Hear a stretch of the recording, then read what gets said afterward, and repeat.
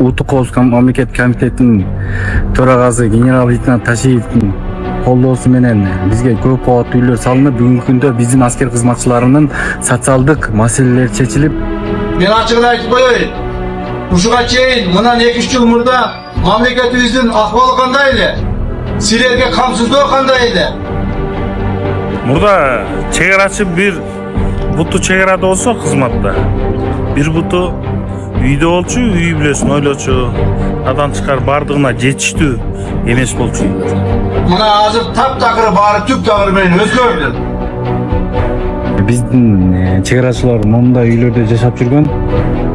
Бул тактап айтсам, бул үйлөр авариялык абалда болчу. Ошого карабастан ушул үйлөрдө жашап кызматын өтөп келишкен биздин чегарачыларыбыз. Бүгүнкү күндө азыр заманбап үйлөр салынган, өзүңүздөр көргөндөй.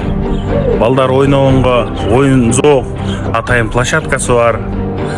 Мектепке барганда балдарыбыз автобус менен барат, автобус менен келет, мамлекет тарабынан алда каржыланат. Бекер. Урматтуу мекен коргоочулары, мындан ары да мамлекет сиздерге кам көрөт. Мамлекет кам көрөт, бардык сиздерге керектүү маселелерди чечебиз.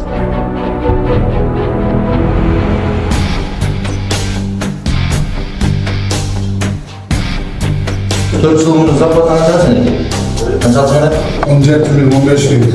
17 bin, 15 bin alacağım. Azı kaç alacaksın? Pensiyonenin 82 bin oldu. 82 bin alacağım.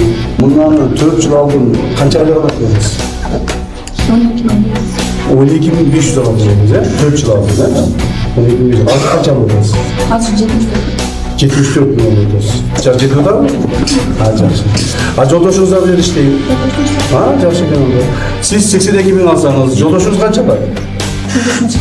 86 alır. Bu ciddi deken de bilmiyorum.